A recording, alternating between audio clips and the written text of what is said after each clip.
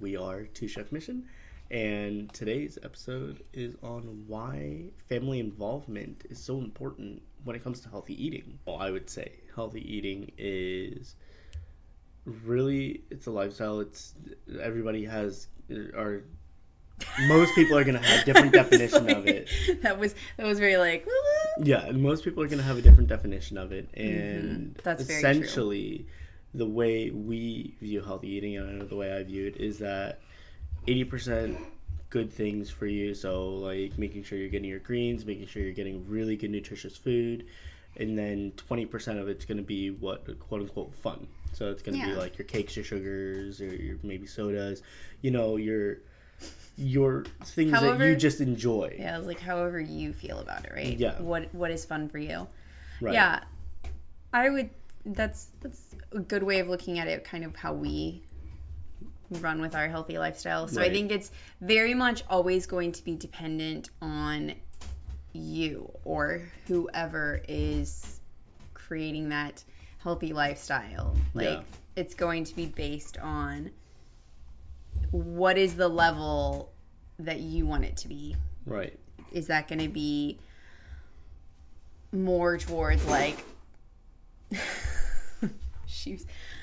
our youngest is in here with us, and she's deciding to play with random things currently that make noise. So hopefully that's gonna stop.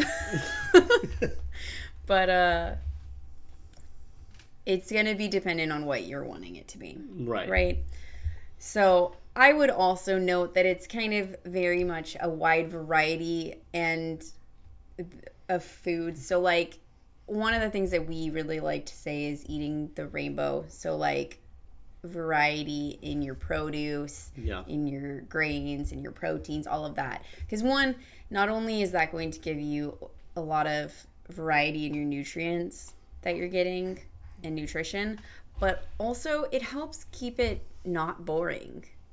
Because when you're starting something like a healthy lifestyle, you can easily look at it and be like, oh, this is gonna be boring and not fun and everything like that. But as you start adding in variety and trying different things and stuff, you can actually find how exciting it is to try new ingredients and foods and things like that. And the whole point in all of this is not necessarily to go an extreme in either direction, but to have balance. Right, because at the end of the day, you want to be able to make sure that you're balancing everything, and that's not just your food, but everything in your life too. So now we're going to talk about why does it matter if your family's involved? So I would really go out to say that it's really important and it really matters that your family's involved, because as a parent, as a father, as a mother, You're both. Yes, right. I am both now. Ooh. You're both. So as a parent, when you're raising your kids, you want the best for them, of course. Everybody says that. Everybody knows that. But to be able to teach them to be self-reliant on their own choices as they get older, and to understand that eating healthier foods or eating other items that, let's say, there are other individuals, other friends who may not choose to go down to eat those types of foods. It just means that they are going to be ultimately having more of that nutrition, meaning that their body's getting exactly what they need. And so it's just really like teaching them to make sure that they're getting everything that their body is craving and what their body wants. So you're saying kind of like a jumping off point of, if it's important to you, you also want to teach that it is important to your kids. Yeah. Okay. That's a really great way to put it. It was mine was the shortened version. Yeah. But I would also say that, like, okay, let's take us as an example, right? If I'm like, okay, I want to implement healthy lifestyle and I want to add in some better nutrition and take out some things that might not be benefiting us that greatly. But you're like, nope, not doing that. Or you're like, that's cool, you can do that, but I'm not going to be involved. Right. The challenging part in that is it's a lot easier for me to completely fall off of wanting to do that because there's no support. It's all on one person. Now, it's not saying that like me doing it is dependent on you. Right. But it is saying that when you do things together, there's more motivation to continue doing it. Yeah. And following through. So having support from your family is very helpful. And it doesn't necessarily mean that you have to go 100% all in on what your partner is wanting to do. Right. It means that you're willing to try different things and willing to see a different viewpoint and be open to it. No, that makes right? sense. So it's not saying that you have to do the exact same thing, but maybe if it's like, okay, so one of the things you were saying is like candies or sodas, right? Maybe it's like, okay, well, so this could be an example because for some reason children decide that soda is a thing that should be all the time, right? Yeah. And it's kind of mind-boggling that you get to watch how advertisements and what friends have becomes like a thing that they want, right? Yeah. Which you're like, oh, that makes sense, but it's also like, wow.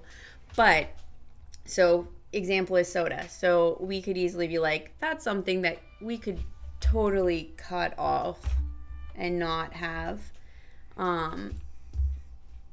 But if you're not open to it, yeah, it makes it a lot more difficult. Right. So it kind of creates a balance of whether it's going to follow through or whether it's probably going to fail. Yeah. Because you have to have the support on both ends. Right, absolutely. And I think that those are really good points and examples to talk about. Mm-hmm. And it also really shifts within the family dynamics of things because if, let's say one person's wanting to have healthier meals, right? Right.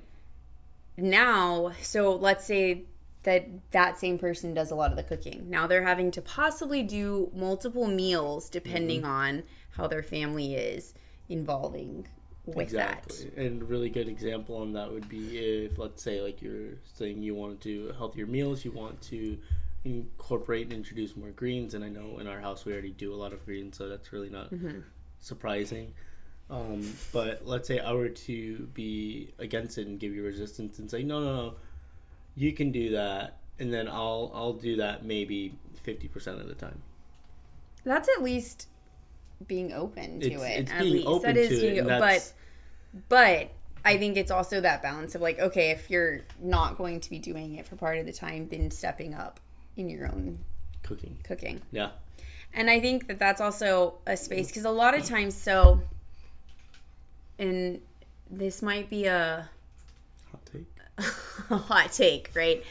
But a lot of times when our kids come and are like, oh, I want to be vegetarian or vegan or something like that, it's easily to just be like, nope, we're not doing that, shutting that down. Right. But I feel like it's important to also be a support in the sense of like, okay, well, what makes you want to do that? Yeah. Okay, how can we maybe implement that instead of just completely shutting it down? Now, that's not going to be everybody who does that, but at least the idea of being open to it. Yeah.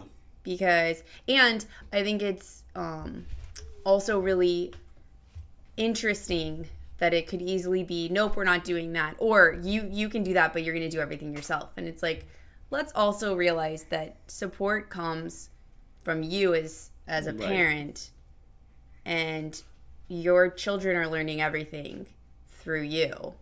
Exactly. So if you're going to say, yeah, you can do that, but you're doing everything yourself, your kids are also still kids. Exactly. So learning with them is going to be a big thing. Yeah. And that's why I say this could be a hot take, and that's very opinion based, but it's also pretty accurate. Because I was going to say, to add on to that, it's just like even just being open to trying it and just saying, okay, you know, we can do this, we can try this for, let's say, a couple meals a week. Yeah. And then I'm still going to make the meat. I'm still going to make the chicken, the steak, the things that we like to have. But the sides and the accompaniments can be more geared toward that, where we're still giving you what your body needs and craves, but we're giving you the choice to still experiment with your diet. Yeah, and I think it also allows for a better space for things to be done safely. Yeah. With parent involvement. So that was a little bit more of like why involvement is important. But now you might be saying, okay, that's cool. Being involved is important, but how am I going to do that? Right? So one of the first ways of doing that is creating a healthy food environment, which that just means that being supportive, being there, being open to new choices, new meals, new ideas, growing in the variety of what you're eating. Right. So it's just what we kind of were basically talking about, of just being supportive. Yeah. And I think that's really the biggest thing. And, you know, a really good example within our family is our kids, of course, they love their fruits and they love wanting to try new things. So we don't stop them from wanting to try new things. If they decide to pick something up, let's say at a grocery store, or let's say at a convenience store, if we're just out on a quick trip, we're open to at least giving them the option of trying it. And there are times where they take a bite of it and then they're like, nope, did not like that. And so then we're like, okay, well, now you know better for next time. Well, and we also, if we're making something new, it's one of those too, like, it's perfectly fine if you don't like it, but it is important to try. Yes. And we always want to make sure that not only do our kids, but, you know, anybody who's out there wanting to grow their confidence in their kitchen or grow their palate and their tastes, just try new things.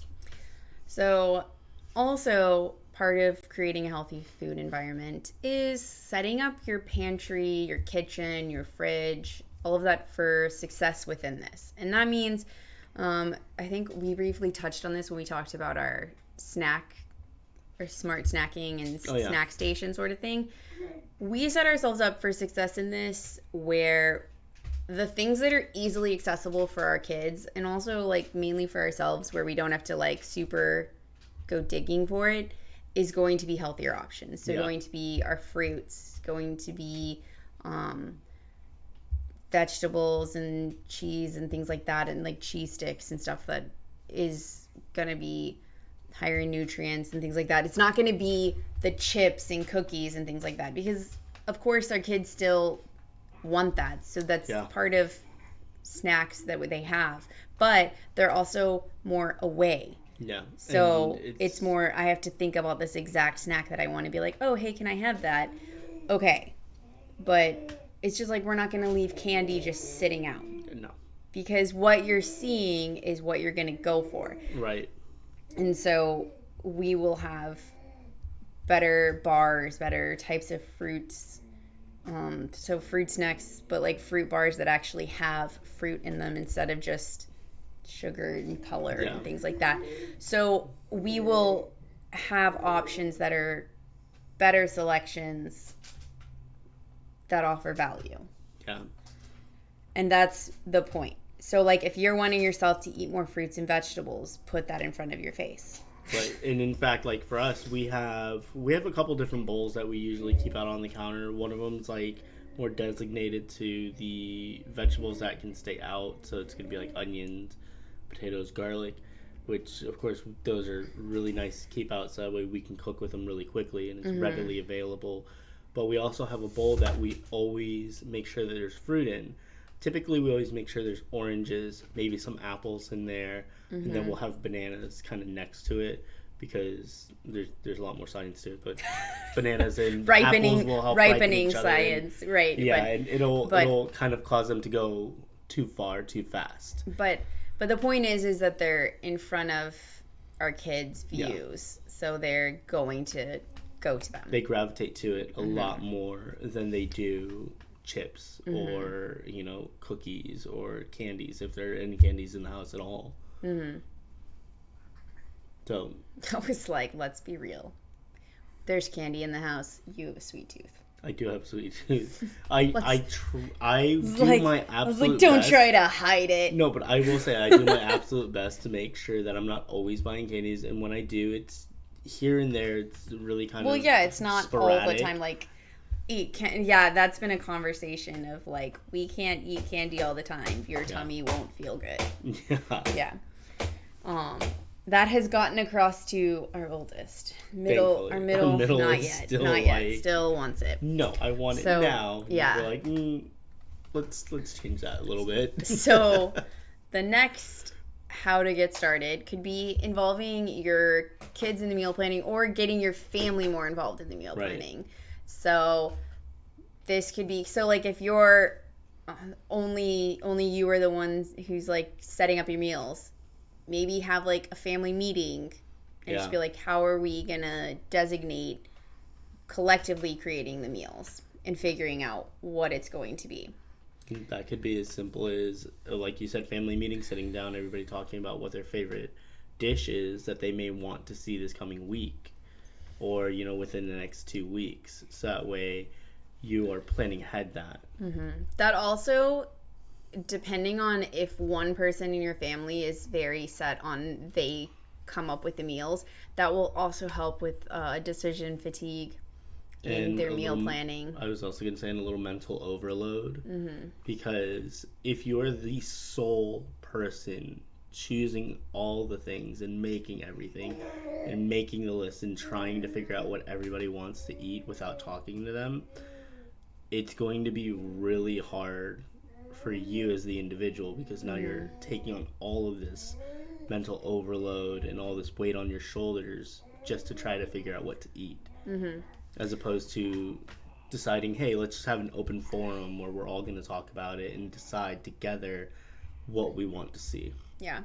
And some of the benefits of doing this, other than those are both benefits, but also if you're involving your family in new ideas, new recipes, new meals, they're more interested and more willing to try it. Yeah, absolutely. So like when we get our boys to pick out ingredients and stuff like that, they are more willing to try them afterwards because they have selected them and they were part of the planning. And they're also more interested in learning how it's done. Yeah, and I think that's a really good example, and something that we, of course, do, like you said. And the upside is if you create this family meeting, later on, as it becomes a normal family habit, you're less likely to have to initiate it continuously. It'll start becoming ingrained in your family, and they're like, oh, okay, it's Friday, let's have our family meeting and figure out what this is. And it's not going to just be on one person. Exactly. But you have to start somewhere to get to that point. Right. So the next one is family cooking. So cooking together. And that could be where you're just like, maybe Friday nights we cook something together because kids don't have school the next day. Right. Hopefully, depending on work, you might not have it the next day, or also depending on kids' activities. They may not have anything coming up the next day. Well, maybe. But the point is that you pick a day that works for you. Yeah. I mean, for us, like right now, our son doesn't have school on Wednesdays, so that's like our family day sort of thing. So we could do it that night. But the point is figure out for yourself when that could work, because that's a good way to get involved into healthier eating, also meal routine, those kinds of things to get your family involved. Also, that just breeds connection, and you guys cooking together really drives home the idea and the benefit of connecting with each other. Yes, exactly. As a Connecting with family each unit. other. And some of the perfect examples that we've done is like we've done pizza nights Or movie nights. or movie nights where we'll make something and we'll all sit down and have dinner and a movie together, or if we're making pizza, we'll all be around the table making pizza together. So that way the kids are involved, they get to see how they're making their pizza, they can see the process of it going in the oven, coming out, and then finally seeing it done and eating it. And that could also be exploring new foods together, which is also our next tip, which is trying out different recipes, different ingredients, different cuisine types. It's all just about connecting together, spending time, and getting your family involved. Exactly. So next we're going to go into our top 5 tips for when you start implementing these.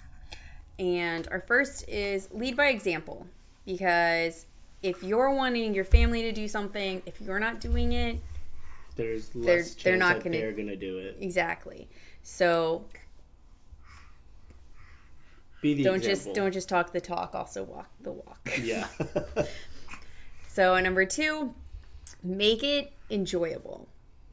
So for kids, it's going to be getting them to try new ingredients. Maybe, so for easy example, you could turn the food into something else. So like for broccoli, it could be trees. Yeah. You can make fun designs with, I saw this one recently where it was a rainbow of like fruit. So it was like cool. A little rainbow, and then the clouds were donuts. So it was like the idea was like St. Patrick's Day breakfast. Yeah. I thought it was cool because I was like, you could do beignets instead. Yeah, I like that. But the point is like it involves a lot of fruit. So like while it has the fun of the donuts or beignets, right, it also has all kinds of fruit added that are the rainbow, and it's all different colors.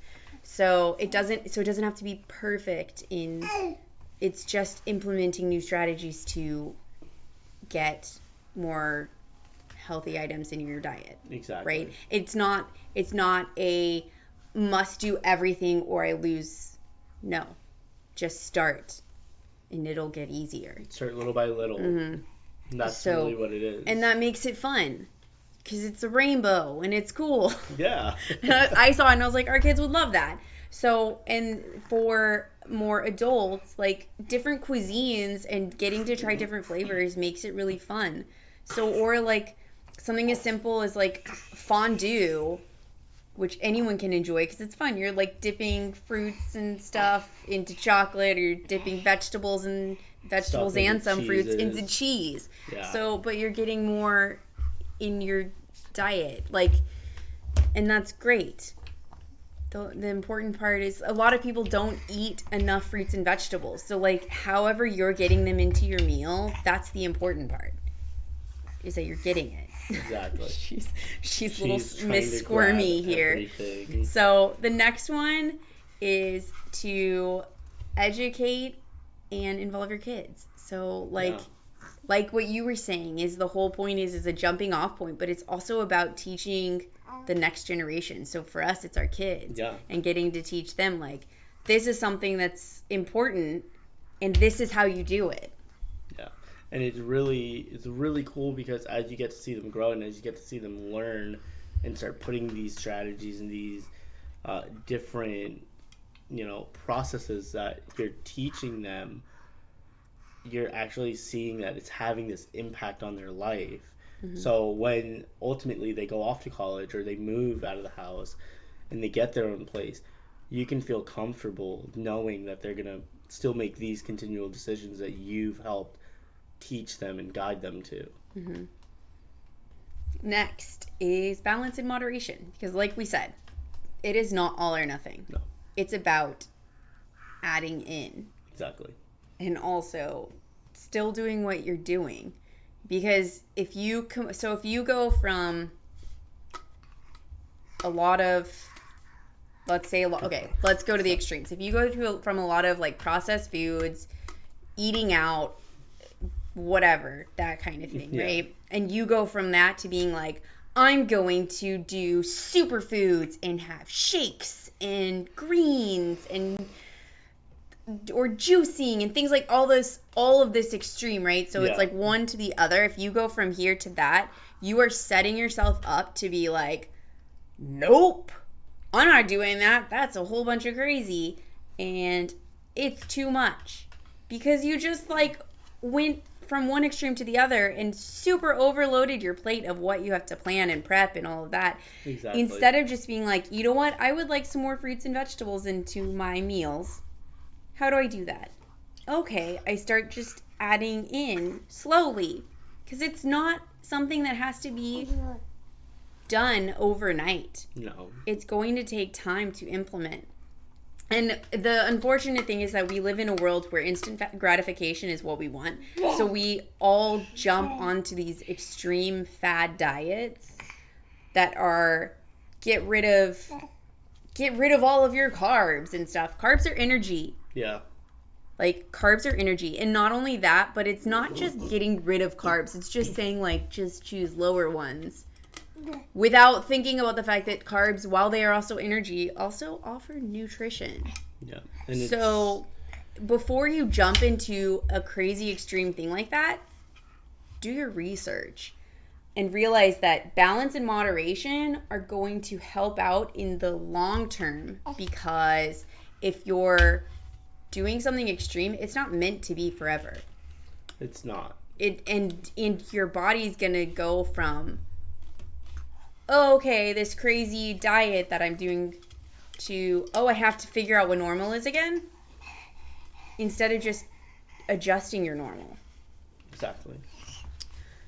So, balance and moderation. Our fifth tip is, like we said, create a supportive family environment. And that just means a positive environment where you're supportive of your choices and there for each other. Little squirmy girl. And so about this. They're all pretty simple tips. So we'll run through them one more time. Lead by example. Make it enjoyable. Yes. Educate and involve your kids and family. Absolutely. Balance in moderation. And create a supportive environment. And I think they're all really, really great tips. They're all really important. And like you said, they're all really simple, and they can really easily be done as you're doing them over time. And I really feel the two biggest ones that would probably create the biggest impact would be the balance and moderation, and creating a supportive family environment and having the support from your family. But having your family involved is going to be a huge win for you. Yes. With growing into your healthy eating, as well as not trying to necessarily do it on your own. So if you're looking for a way to have some support in that, we would definitely recommend that you check out Confident Kitchen Meal Plans, which is our meal plan site that we created to help families like you. And one of the things that we love doing in our recipes is adding in vegetables wherever we can, even if it's just sneaking them in where you're not necessarily noticing them. Yeah. Because one, we love vegetables, but also we love getting our kids to enjoy them too, in any way that's possible. So if you are interested in checking that out, we have two options, where one is just our meal plan site and the other is more support from us, where you get some additional coaching. And you'll find that on our website, twochefmission.com. Yeah. And we would love to see you guys in Confident Kitchen Meal Plans. But until next time, keep it 100% fresh.